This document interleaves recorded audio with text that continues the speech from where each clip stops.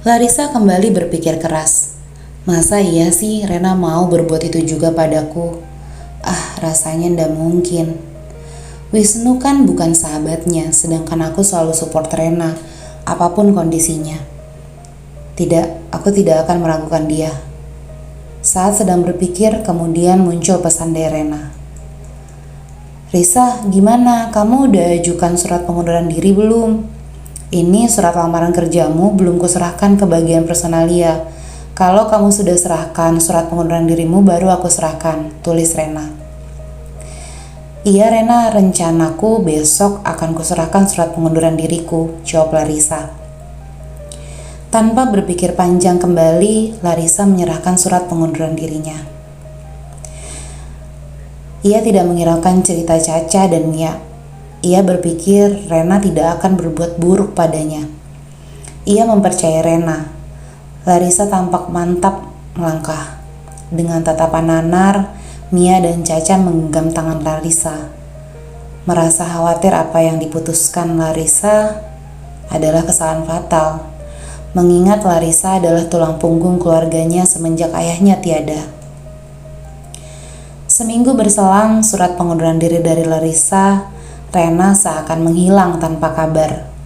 Larissa mencoba menghubunginya, namun selalu tak ada respon.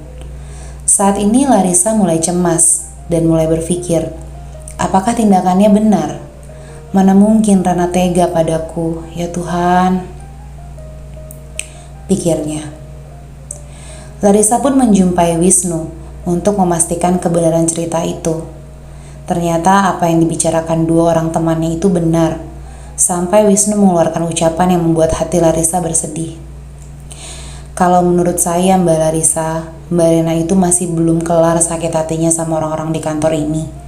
Karena yang aku dengar dari temannya kakak saya, Mbak Rena tidak mau ada bekas karyawannya perusahaan kita yang masuk ke sana.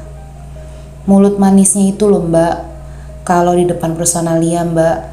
Jadi intinya jangan terlalu percaya sama dia Mbak, sekalipun dia deket sama Mbak. Saya sih bukan siapa-siapa, tapi saya yakin penilaian saya benar, jelas Wisnu pada Larissa. Saat ini Larissa merasakan kesedihan yang mendalam. Bagaimana tidak? Di sisi lain, ia memiliki tanggung jawab yang besar untuk menafkahi keluarganya. Dan ia pun sudah terlanjur memberikan surat pengunduran diri dari kantornya. Perjuangan Larissa selama 10 tahun di kantor tersebut demi membahagiakan ibu dan adiknya seakan sia-sia. Larissa menghubungi Setio adiknya. Yo, maafin Mbak ya Yo, sambil menahan tangis dengan penuh lirih. Namun tangisnya tiba-tiba pecah. Lalu Larissa pun menceritakan semua kejadian yang ia alami. Mbak, udah cukup Mbak membahagiakan Tio dan ibu. Sekarang saatnya Tio yang jaga ibu sama Mbak. Mbak kan masih bisa cari pekerjaan yang lain kalau Mbak mau. Dan Tio juga udah semester akhir kok Mbak. Tio udah punya pekerjaan part-time kok.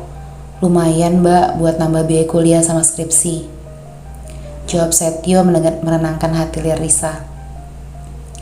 Larissa tetap berusaha menghubungi Rena. Ia hanya ingin tahu kenapa Rena melakukan hal itu padanya. Padahal Larissa sangat percaya pada Rena. Larissa merasa malu kepada kedua teman yang lainnya, Mia dan Caca. Nasi udah jadi bubur.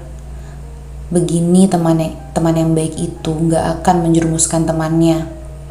Jadi kamu sudah mesti tahu ya Risa, membedakan mana yang beneran temanmu, mana yang cuma mau manfaatkan kamu doang, ucap Caca. Larissa makin menangis dalam kesedihan dan kekecewaannya. Sungguh, ini pelajaran berharga baginya. Beruntungnya Larissa memiliki tabungan dan jaminan sosial asuransi pekerjaannya. Untuk waktu yang singkat, masih bisa menjadi harapan, sampai ia bisa menemukan pekerjaan baru. Namun rasa kecewa dan sedih akibat dihianati itu seperti penyakit yang sulit diobati. Ya udah, nangis aja biar kamu lega. Terus terang, secara pribadi aku mulai menjauhi Rena, bukan karena ia sedang terlilit masalah Risa, Tapi karena di depan aku sama Caca, dia masih membicarakanmu dengan komentar-komentar negatif tentangmu. Aku belum mau cerita sama kamu, karena aku pikir dia tidak akan bertindak sejauh ini padamu, ucap Mia. Sahabat itu bukan yang selalu ada untukmu, namun saat kamu butuh, ia ada. Tidak apa Larissa, ayo semangat lagi. Aku bantu kamu mencarikan pekerjaan baru ya, ucap Caca menyemangati. Larissa hanya tidak menyangka bahwa yang ia anggap teman biasa begitu menyemangati ia. Sementara Rena, ia pergi entah kemana. Larissa enggan mengemis pekerjaan dengan mendatangi kantor atau rumah Rena. Teman dan keluarganya menasihati agar merelakan itu semua. Sedekat apapun kita dengan seseorang, tidak ada yang bisa menjanjikan. Jangan patahkan hati kita sendiri dengan banyaknya ucapan manis manusia lain. Percaya pada diri sendiri adalah hal yang utama. Tamat.